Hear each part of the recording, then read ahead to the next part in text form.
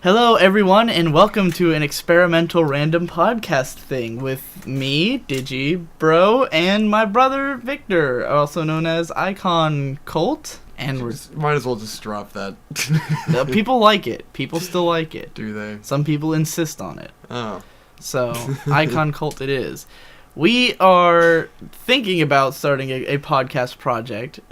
Thinking about as in we're doing it, but still not sure what's going on. And basically the idea is that we would watch all of the movies by a single director and sort of podcast about each of them after watching them. Yeah. We decided it would be best to pick auteur directors, like people who direct and write the movie, who have like a clear vision, because it'd be more fun that way. And so the first director I wanted to choose is Edgar Wright, who directed Shaun of the Dead, Hot Fuzz, the TV series Spaced, and Scott Pilgrim vs. the World, and At World's End. He did not, I think he did write it. It's an adaptation, but in any case, yeah, what's great about him is not only that he writes and directs the movies, but also that he keeps bringing back the same actors. Simon Pegg. Pretty much his entire career is based around his projects with Edgar Wright. He was the star of Spaced and Shaun of the Dead, Hot Fuzz. All of them also have Nick Frost in them, who's like the best friend character in most of the movies. The fat guy. Yeah, lots of recurring characters and things like that, and recurring themes. So we just rewatched Shaun of the Dead. Obviously, we've both seen it. I think almost everyone has seen Shaun of the Dead. Yep. The movie was sort of a cult success in the theaters, and then it just has been on TV forever. It's one of those that gets played a lot. Comedy Central used to play it all the fucking time. So it's a lot better to see it uncut, though. Without commercial breaks and stuff. It says cunt in the first 5 minutes of the film. Yeah, there's a lot of fun swearing. And of course, you miss out on "sup niggas," which is like the best fucking line of the movie if you watch it on TV. But even better, because they used to play it on the uncut hours, but it'd still have commercial breaks. And having seen that movie with commercials in it, it just completely fucks the pacing of it. Because, It makes it feel like the dramatic scenes last forever at the end, like this long drag. But in any case, first thing I wanted to tackle, what did you think of this movie as a kid, and how does that compare to how you perceive it now? I remember thinking it was hilarious and super awesome, and I probably didn't appreciate it nearly as much. Obviously, most of the jokes I did not understand. But, as a kid, you can just look at the colors, and there's zombies, and you're like, this is awesome. That's part of what makes it so successful, is that it works on so many levels. Like, it's the kind of movie that, if you're just watching it for funny zombie movie, you're going to have a good time. And then if you're watching it for, high level, a movie with messages and things like that, you can also appreciate those levels of it. So yeah, for me, the same way. As a kid, I was like, this is... And it's funny, because as a kid, I hated that it kind of went in that dramatic direction. Not so much just because I was like, oh, funny and violence, but because I didn't see it coming. And those later scenes, I always saw it as that one dude, what's his name? The prick. The guy who gets fucking disemboweled. Jackass guy. He was so unlikable to me as a kid that I just couldn't stand those parts of the movie. I remember being really satisfied when he died, though, as a kid. Where I was that's because you're a kid, awesome. Right? But that's the thing. To me now, I completely get it. I can easily imagine that guy, And it's not that he's a bad guy. It's just this is what would happen to some pretentious hipster if he was in a zombie apocalypse. It just couldn't be helped, and he ends up, the specific ways he freaks out, where he turns, when Shaun punches him and he turns the gun on him all defensively, and he's just right, I'm out of here. And I was like, this is exactly how it would happen with someone like that in real life. Yeah. And what's interesting about the way the movie's written is that it never ends on it never ends a scene or a moment on the most dramatic note that a normal movie would. Mm-hmm. You know what I mean? In a normal movie, the satisfaction would have been Shaun punched him in the face. But in this movie, he gets back up and gets the gun, because that's how it would happen in real life. He wouldn't just be knocked out on the ground and Shaun's the big hero. It's more about a complicated series of emotions where, Shaun is playing this big role of a hero, but it's not all about him. And that guy keeps there's a part where Shaun comes into the bar and he says like some cool one-liners and walks around, and then the dude's like, oh well, that's all fine and good, he keeps bringing himself back into the equation, which is exactly how it would happen in real life, so yeah, the movie will often do that. It'll take, it never lets itself be just gratifying. It is gratifying, like there's the fun parts where they're just killing zombies and stuff, but then it always goes that next step further where it feels human, and it's not just a video game thing where they're what the fuck is that? Jesus. Are we having a zombie apocalypse? Yeah. But anyway, yeah, it's not just about being this video gamey violent thing. It's more about like the human element of telling this very, that's what always gets me, is that it's such a human script. It really feels real, it feels like real people and real problems in a real situation, even if there's definitely fantastical moments where, would they really have such an easy but that's the thing, they make the zombies so dumb and so slow that you can buy into a lot of what happens. Like it's kind of like it's easy mode, where it's like the most casual apocalypse of all time, but at the same time you totally get why so many people got killed, because you see how oblivious everyone is to the world around them, and Shaun just like walks through the streets like yawning, fucking the apocalypse is happening around him, he doesn't even notice because he's just broken up with his girlfriend, and it's like, yeah, I can kind of see this all like I could see myself just not noticing. Yeah. Like imagine you never leave the house, you'd have no idea. Right, you exactly. Watch TV, it would all just happen clue. And I'd be like, what? I'd come home covered in blood and you'd just be sitting around.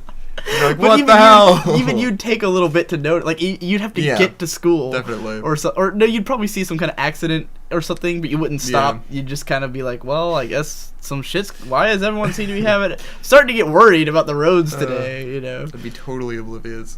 And it's interesting to note that there's a long time before the apocalypse happens, because it's not. My favorite part is at the beginning when you're noticing all the shit in the background. Right. Well, it's not just that. Like, there's the subtlety with which it starts up, which is cool, but it's also just the fact that it's not really a movie about the zombie apocalypse. Yeah. It's really a movie about Shaun trying to get his shit together. That's always the best zombie stories. Right. Well, that's what zombies are supposed to be. Everyone knows that zombies are best as a plot device. Yeah. They're best when they're just there to symbolize something. And it's interesting because they can symbolize so many different things, and in this case it's just about like what Shaun experiences from his girlfriend breaking up with him is just like the end of the world, and he has to sort of beat back everything that's held him back from her, which at the start of the movie it's like his stepdad is holding him back because he can't get past the way his stepdad affected his life. His best friend's holding him back. Her friends are holding him back because they're just assholes, or pretentious hipsters, rather. And so, eventually they're all dead and they're together. And it's interesting because it's not happy, but at the same time, I feel like the symbolism, how am I supposed to put this? He would have had to kill them all in a way, right? Yeah. Like, if it had been the real way that this played out without all the zombies and stuff, it still would have been a matter of like him having to end friendships and end major relationships in hard ways and go through that kind of hardship, so it's just like, it's almost like an extended metaphor of this is what it feels like to deal with life's problems. It feels like dealing with the end of the world. That's what growing up and becoming an adult feels like. So coming of age. But it's interesting because of the age that he's coming of. Yeah. It's not teenage coming of age into adult. It's like coming of age into... Because in my television genres class, well, film and television, we were talking about guy chick flicks or bromances, and they're typically the coming of age for the man who's usually middle-aged, and it's always about him getting his shit together and stopping playing video games and hanging out with his friends and getting his life together. And that's basically what happens in this movie. Right, but it's interesting because it's not handled... Because a lot of those movies just do it so stupidly, A great example, Movie Bob is always bringing up. He says, like, he's sick and tired of movies where the guy is, like, this man-child and the woman is expected to be the one who has to, like, deal with him, you know? And it's like, he's the one who needs to, you know, change, which a lot of these movies do say. But then, you know, it's like, oh, I gotta stop playing video games and grow up. But this movie doesn't do that. He still is the same guy. She just wants basic things. Like, he's not a good boyfriend. Like, that's what it comes down to. She's not a bitch at all. Yeah. In a lot of these movies, the girl would just be a bitch. She's just like, you're spending too much time with your friends and not enough time with me. She's not even like that. She just wants their time together to be different. She doesn't hate his best friend. Yeah. Her friends hate his best friend. She doesn't even hate his best friend. She thinks he's fine, you know? She's totally likable, regular person. She does not come across as some fucking bitch that you're like, why is he even with her? What chemistry do these two characters have? They seem like they're in a healthy working relationship. It's just that he's a fuck up and she's kind of sick of it, you know? So it works a lot better than a lot of those movies do. And, you know, it's not really a buddy guy movie. Yeah. It's not about... There's elements of that. Yeah, it's not about him and Ed. It's about him and Liz. Yeah. You know, him and Ed is just a part of it, but so are her friends and so are his parents. You know, all of it is a part of what's keeping him and Liz. That's why they're the ones who survive. It's not like Ed's the one who survives, you know. But if he kind of does, they still keep him chained up in the But that's part of the fun of it. It's at the very end. It really is like it's not even really that they grow up. It's just kind of they become more comfortable with what they already were, you know? It's like, I kind of feel like the opening scene of the movie is really about establishing the pressures on them, and it's not, I don't think either of them really had a problem with their current situation. It was the pressures on them that made them have a problem, you know? Where it's Liz's friends are telling them, oh, your relationship should be, you know, because she's the one going, oh yeah, he took me to all these beautiful places, and Liz is like, I want to go to these places. And then Ed's like, no, fuck all that, you gotta stay in the pub, you know. But when it comes down to it, they just want to spend time together, and they, you know, they just think maybe there's something wrong, but by the end of it, they're like, you know what, I'm happy just us living together and sitting around on the couch, drink tea, you know, we had our adventure, we're pretty fucking done with that, you know. None of the stressors are in the way anymore, and they can just be happy together. So yeah, zombie apocalypse is an extended metaphor for coming of age. Yeah. And so a lot of what makes this movie fun is that it doesn't take itself seriously. Yeah. But it does take its characters seriously. You know, it never feels like anyone's just dumb. They feel real, you know, like Shaun's oblivious at the beginning, but you can understand why. He broke up with his girlfriend, he's kind of an airhead, you know. And I don't know, I never felt like anyone was, you know, even though the guy's being an incorrigible asshole, I totally get it. I'm like, yeah, I could see the guy falling apart in that situation. You know? I was such an asshole. It'd be like, I'm sure you can think of someone who you know who would be that guy. Not quite, but I believe that guy is out there. Someone like Kevin. You can't see him falling apart like that in a situation like that. Like you just know that there's someone who, you know, who can't stand that someone else is taking charge and like emasculating them, you know. How did it feel realizing that he was the guy from Black Books, which you've been watching? Interesting, because he's not the same character at all. No, not at all. But and he's a lot. I definitely he was like the tallest guy was... in that, and I thought that guy was shorter. Really? So it was weird. He looked pretty tall to me in Black Books. I don't remember being tall. I don't know. Maybe it's just perspective, different camera angles. Different outfit. He has the long hair and the long jacket. He looks way cooler in Black Books. Right. But I could tell by the accent that it was the same guy. Yeah, because he's like Irish.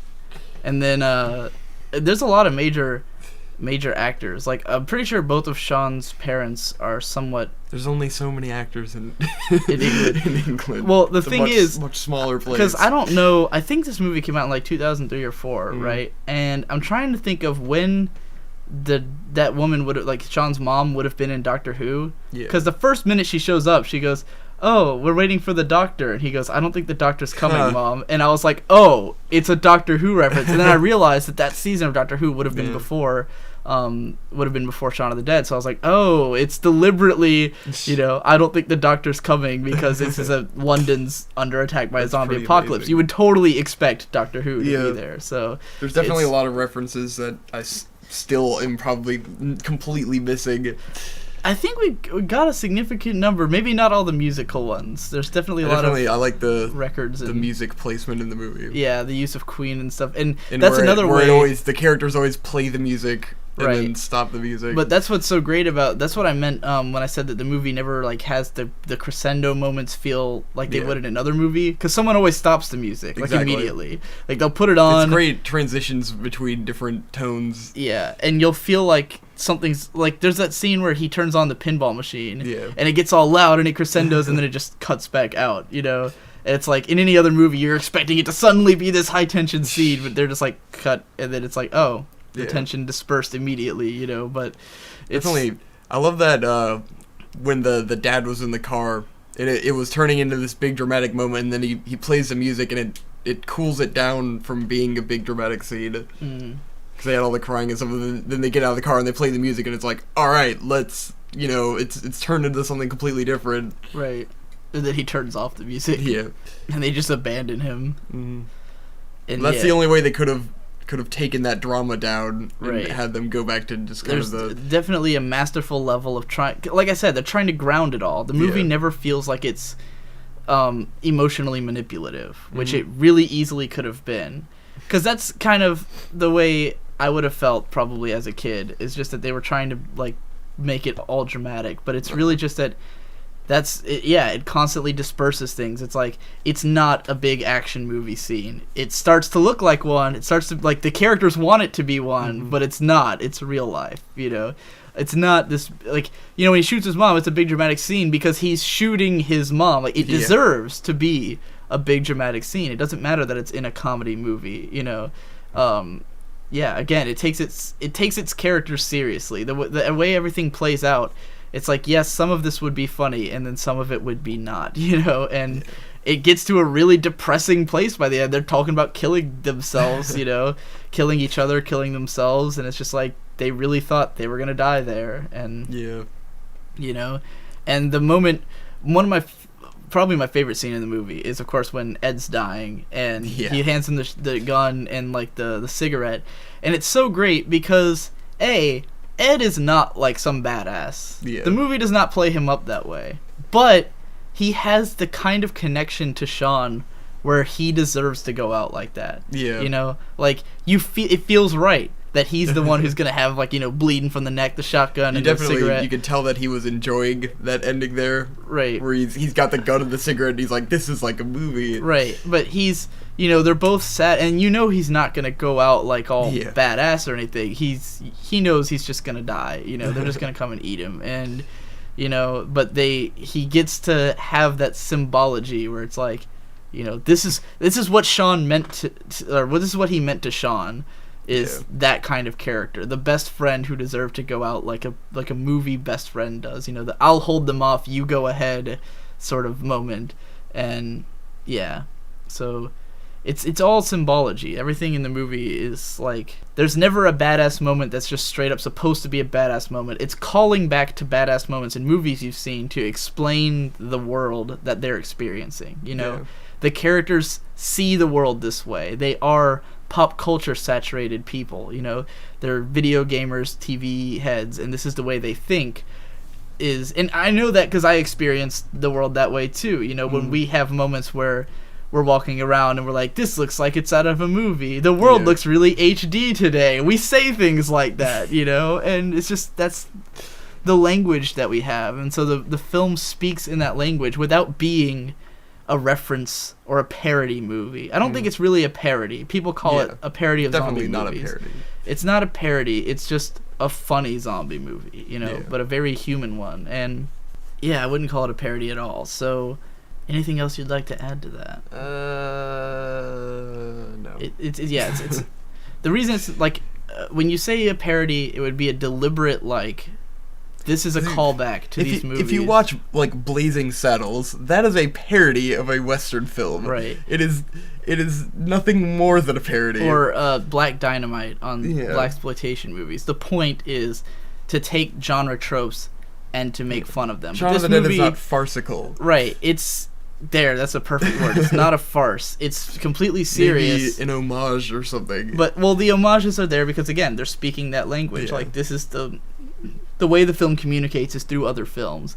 It's not doing it to say, hey, look, it's a scene that reminds you of Dawn of the Dead. It's more like... It's not making fun of it, really. It's more like, oh, this is the way... Like, if you were in the situation, you would experience things in a way that's similar to this movie, you know? So, yeah. And then just... I just love that... And it's not... like, Shaun's life at the start is somewhat complex in a way. Mm-hmm. Like, it's not... that it's there's no one thing that's like pinpoint this is the thing that his life is, you know, like going through. It's like he has a shit job, no one takes him seriously. Yeah. And he's, you know, got the stepdad that he can't face up to. He's got the roommate who it just seems like he's just a normal guy, but he can't help but be the a roommate. dick because Definitely, like as a kid, I thought he was a complete jackass, and this time I was like, you know, he's not like he's a bad not guy. a jackass. I forgot all he about had legitimate him. concerns. I have no memory that he was in the movie because I almost never see the early part when it comes on TV. But yeah, he's just like he's clearly been driven up the wall because Ed's been, you know, a fuck up living in his house for so long that he's just like, what the fuck are we putting this guy up for? You know, it's understandable. But he does have that great, like, the actor has this villainous presence where he's just like this complete... He's so like tall and buff compared right, to exactly. them. That's obviously why they chose him. They wanted him to be kind of scary. Altogether, I think it's an amazing movie. Triple plus out of triple plus. What do you think? Pretty good. Pretty. I don't know if I'd pretty good. Like. I'd say, like it's one of my favorite movies, but not in that way. That's like, oh, this is my favorite movie. I've got to show everyone this. I mean, everyone should see it, but it's definitely what I'd consider an amazing movie. Yeah. You need to see Speed Racer. That's one of my favorite movies. Yeah. Everyone should go watch Speed Racer while we're at it. Anyway, that does it for that. That has nothing to do with Shaun of the Dead. We went long enough. I think we said a lot. We were worried that after we finished the movie, we both looked at each other and went, do we have anything to say about that? And then as soon as Victor brought up that he felt differently about it as an adult than he did as a kid, I went, that means that there's all this subtext that you didn't understand, which means we should explore that subtext. Uh-huh. So, yeah, fantastic film. The next Edgar Wright movie, if we are to choose to do another one, which, I don't know, I feel up for it. Do you feel up for it? Sure. Not necessarily, we can do it right now if you want. Not right now. But you're up for doing another. Yeah. So his next film is Hot Fuzz. Hot Fuzz. At some point we should also probably talk about Spaced, but I'd have to get you to watch it. It's not a movie. But it's really We're the doing same. Movies. It's like the same as his other movies, Whatever. though. In any case, the next film will be Hot Fuzz. So if we do it, look forward to it. Maybe. That's all.